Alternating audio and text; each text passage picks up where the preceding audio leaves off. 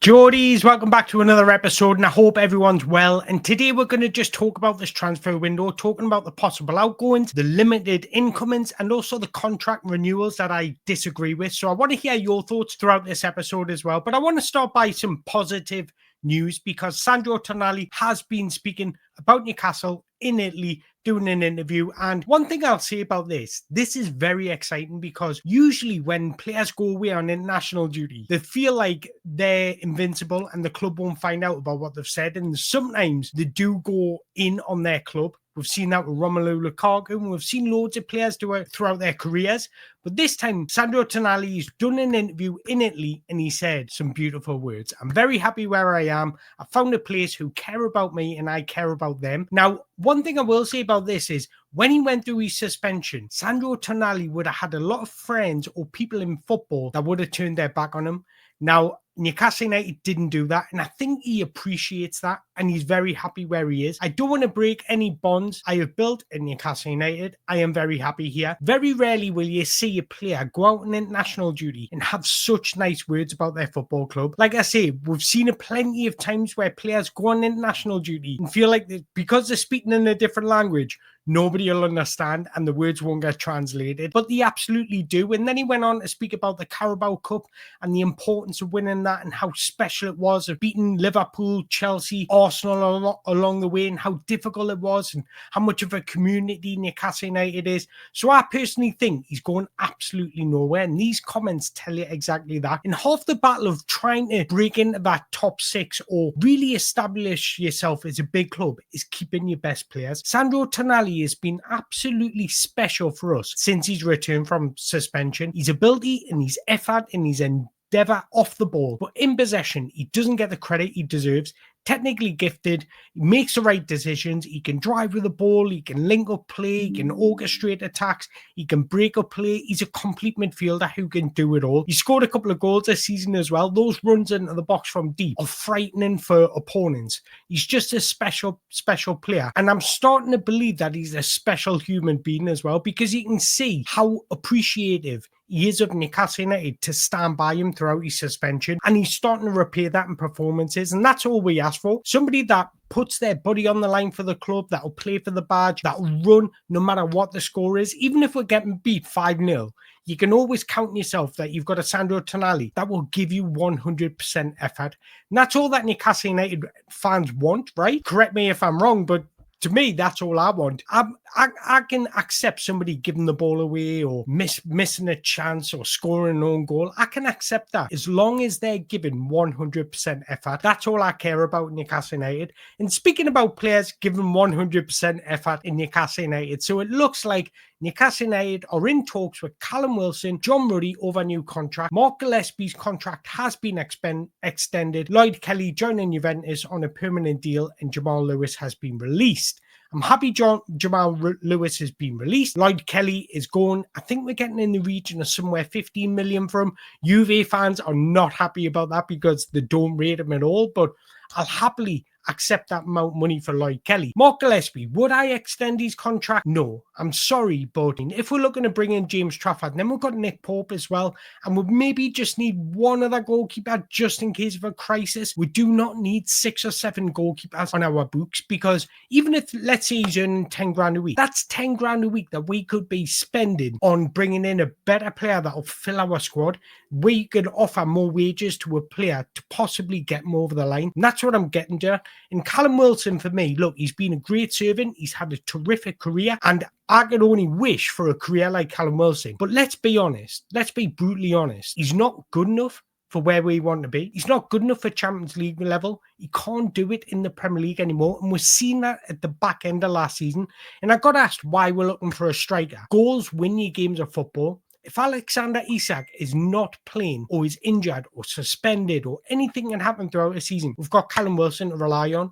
We need a backup striker. Look, can he be a third choice striker? If he's happy with that and not getting game time, then I'm okay with it. I would rather have a Sula get more minutes than Callum Wilson. I don't know how you feel about that, but I just don't think we should be extending his contract. And I feel the same with John Ruddy. Now, The reason why I think Eddie Howe is doing this is because when you look at our squad, it is bleak. And I think he's worried in case he can't get players over the line. He lets Callum Wilson go. He lets John Ruddy go. He lets Mark Gillespie go. We'll sell Joe Willock. We'll sell Sean Longstaff, for example. And he's struggling to get players over the line, and it will leave us even more depleted. And I think that's the only thought process that can do it. Other than Eddie Howe thinking that Callum Wilson's like the next R9, I don't know why we're giving him a new contract. And I don't want... The best clubs are not sentimental. They are ruthless in what they do. Football is a ruthless industry. And sometimes you've just got to say, thank you for your service. Goodbye. That's my opinion. I just don't feel like we should be re-signing Callum Wilson, because let's think about his wages. He'll be on at least 40 grand a week. That 40 grand can look into bringing in another youngster or just something like that. Somebody that'll have a bigger impact in our squad. And Callum Wilson just doesn't do that. And I understand you need experienced players for the dressing room, etc. But it's not like Callum Wilson has really thrived in Champions League football throughout his career. Does that make sense? So he hasn't continuously been playing European football, so he doesn't bring that experience because it's new to him as well. And that's only my thought process. But if we look at the squad here, we need more depth. And the ones in red is the players I would be getting rid of. Kieran Trippier, Emil Kraft are players that I would be getting rid of next year. Maybe not this summer, because we've got more important positions that we need to fill. Goalkeeper, James Trafford. I think James Trafford is going to get over the line after the internationals, because James Trafford has come out and said this, and you don't say these words unless you know that you're going to join that club. He's come out and said, in the summer, I think people knew I wanted the move, and he's speaking about Newcastle United, the club that I was close to joining, Newcastle United. It was a good fit for me. It was brilliant for me, and I really believed in it. You don't say those words if you do not expect to join that club, because now we can't go back to Burnley. And I kind of feel like we're just talking about getting the price, because Burnley are going to ask for more money now because they had a terrific season last season. So Newcastle are probably negotiating on the price.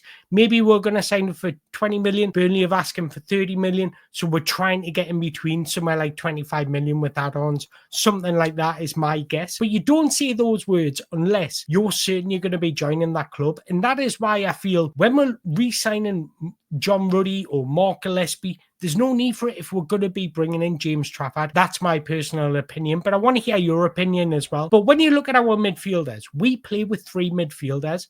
Now, 3 of those 6 will be starting. The thing about this, I think Lewis Miley fits Eddie Howe's system. I think Sean Longstaff does, but he's just not good enough. Joe Willock just doesn't fit the system. So the reason I've got those 2 in red is because Joe Willock, I think he can be a good player. I think he would suit somewhere like West Ham, Fulham, you know, that type of player in the Premier League. And I think he'll have a nice career, but I just don't think he's Champions League level. And I feel the same as Sean Longstaff. Sean Longstaff would be a good signing for somebody like Everton, but he's just not that Champions League level. If we really want to get to that next stage, we need to be a little bit ruthless and stop being sentimental. Now, personally, I would have got rid of Jamal Lascelles, personally, and brought in a right centre-back. But I understand he's just signed a new contract. And I understand he does give you that leadership. I think he gives you that leadership more than Callum Wilson does. But when you look at that, we are depleted in the midfield and the forward areas because Callum Wilson isn't good enough. Jacob Murphy's the only one that can play on that right-hand side. Asula sometimes, but I think Eddie Howe sees him as a forward. But I just don't feel like Eddie Howe thinks Asula is ready yet. And that's why I think we need a striker. Personally, I think in the pecking order, it would be Alexander Isak, Asula, then Callum Wilson, in my opinion.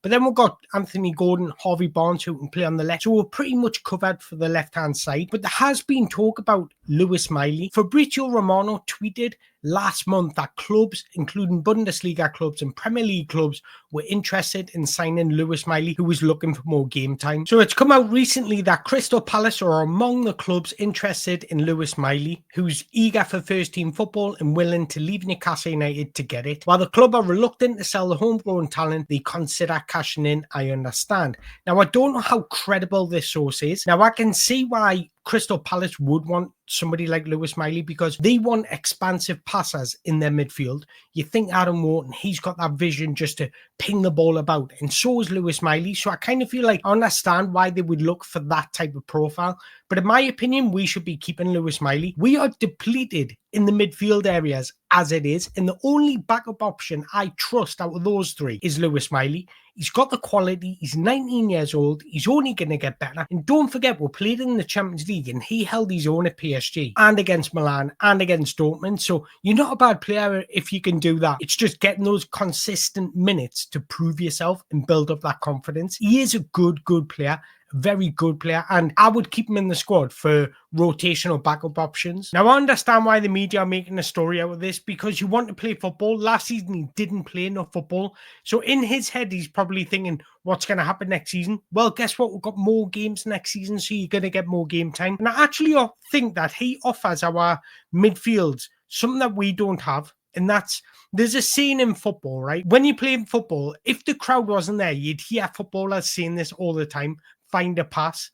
What that means is take the sting out of the game. Somebody that can get a hold of the ball, be composed on the ball, and really dictate play just for 5 minutes to really respite. So when you're under the cosh, you'll often see players saying, find us a pass. That just means move the ball side to side, just finding a pass, taking the sting out the game. The way Lewis Miley plays, his biggest asset is his technical ability and his composure in possession. Somebody that can act as that deep line playmaker, that can get on the ball, switch the play, move the game into a different third. Lewis Miley does that so comfortably. He's not a Sandro Tonali that runs, covers every bit of blade of grass. He's not Joe Linton that's absolutely physically dominant, but he gives you something that you don't have. And I feel like certain moments in certain games, we miss that ability to find a pass. So going back to this chart, the other players I would absolutely be looking to get rid of this season. I've just had another thought why I wouldn't extend Callum Wilson's contract is because he can sign Jonathan David on a free. Now, those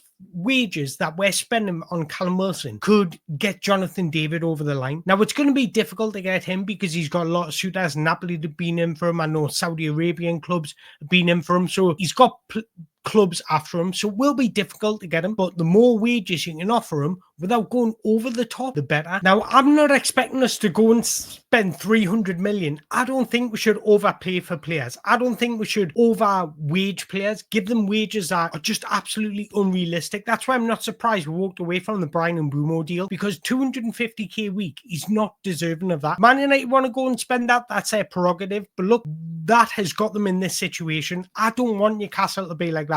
I don't want us to be held ransom by agents, other clubs or players. We know our price. We know what we think you're worth. We're willing to spend that. If you want to try and get more out of us, we're not going to buy for it. And that's why I think we shouldn't buy from the Premier League, because overtaxing players are so expensive when you buy them from Premier League clubs. Let's look in Europe across the market, because there are hundreds of players out there that we could bring in. And talking about bringing in players, I don't want to sell players. Now, the one thing you do when you want to be a big club is act like a big club. And acting like a big club, you say no to other big clubs and you keep your best players. Tino Livramento had an exceptional season, and there's a reason why Manchester City want to buy him. But I actually think his profile suits our style of play better than Manchester City's style of play. So if I'm Tino, I'd be thinking, right, I'm earning good money at Newcastle United. He's not going to be on pennies, right? Going to Man City, is he really going to develop as a player? I'm not saying Man City won't develop him.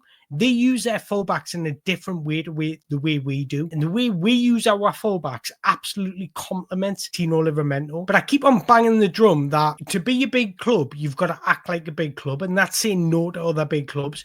Unless they put in a bid that is absolutely out this world and so hard to say no to, like something north of 100 million, let's say, then I understand. But if they put a bid in for like 40, 50 million, we shouldn't be selling them. He's 22. He's got a big bright future, and he's going to be a key player in the Champions League next season.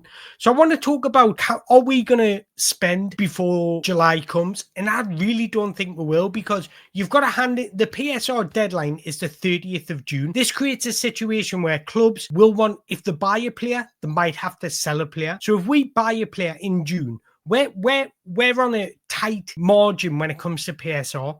We're on the threshold. So if we go above that threshold, we can get fined, get points deducted. If we stay below it, then we're absolutely fine and we can spend money. So the deadline for PSR is the 30th of June. Now, if we buy a player before the 30th of June, because we're so close to the margin, we've got to sell a player. Now, you're not always guaranteed to sell a player. So that's the reason why I think it is slow process in this window. But I feel like once the deadline's passed, that's when we'll accelerate on spending money. And I'm not saying we're going to spend 300, 400 million because that's absolutely unrealistic. I'm just talking about spending smartly to strengthen our squad. Now, one thing I thought of that we might actually be doing is going, as the deadline creeps up closer, clubs might feel like they have to sell to comply with PSR. So we might be looking with an eagle eye just at players that could be on the market for a cheap price heading up to that 30th of June. So for example, Aston Villa have been reported that they're very fine margins with PSR. They could be scrambling up until the 30th of June that they need to sell a player. We can just put in our bid and say,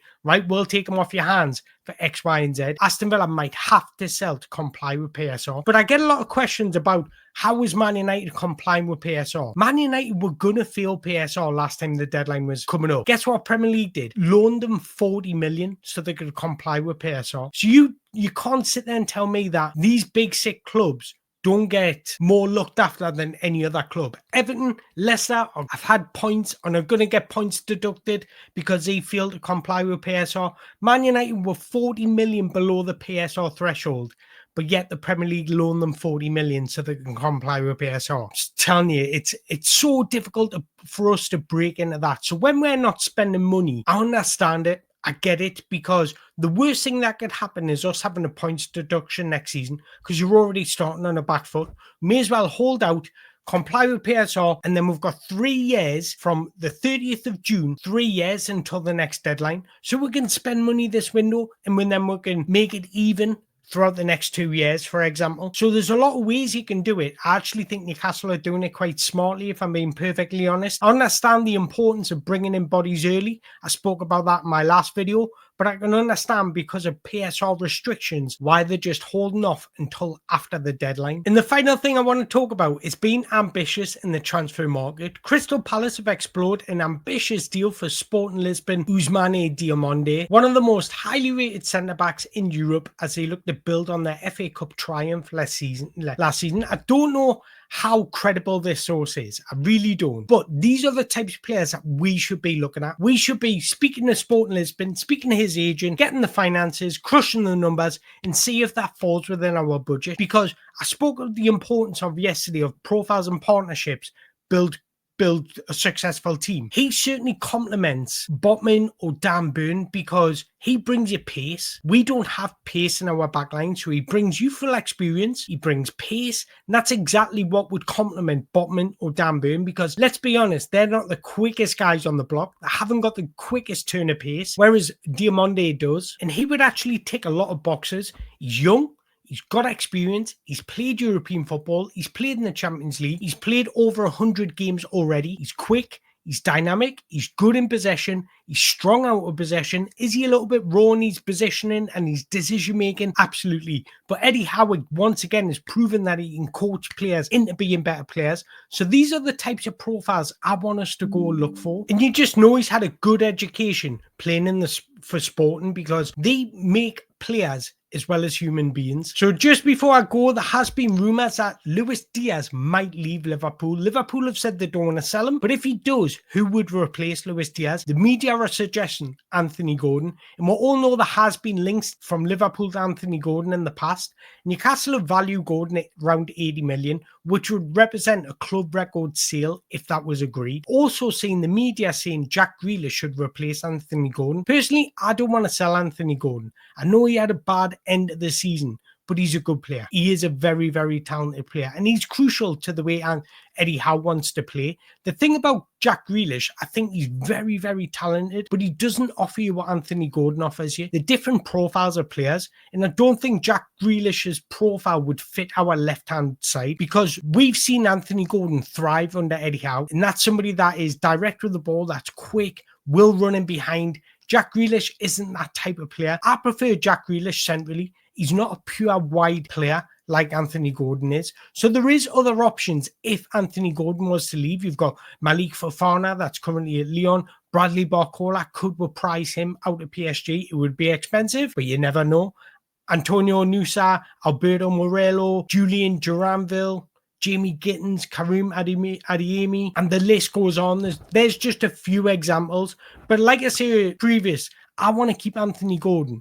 But I want to know from you guys, if Luis Diaz did leave Liverpool, would you expect Anthony Gordon to go to Liverpool? Would you want Anthony Gordon to go to Liverpool? Let me know your thoughts in the comments below. I know I've spoke quite a bit in this video. I've spoke just about transfers and rumours. I want to hear your thoughts. What do you expect from Newcastle United this summer? What would you do about Callum Wilson, John Ruddy, Mark Gillespie? Let me know your thoughts in the below. Would you sell Lewis Miley if it meant bringing in somebody else? Would you be happy to see Sean Longstaff going, who is likely to leave this summer? I want to know your thoughts in the comments below. But if you've enjoyed this video, make sure you hit that like button, hit that subscribe button. Tomorrow, I might do a end of the season awards show where we'll give out awards for the best player, the worst player, the best goal, the best game, all that type of thing. Let me know your thoughts in the comments below if you want to see that. And until next time, away the lads.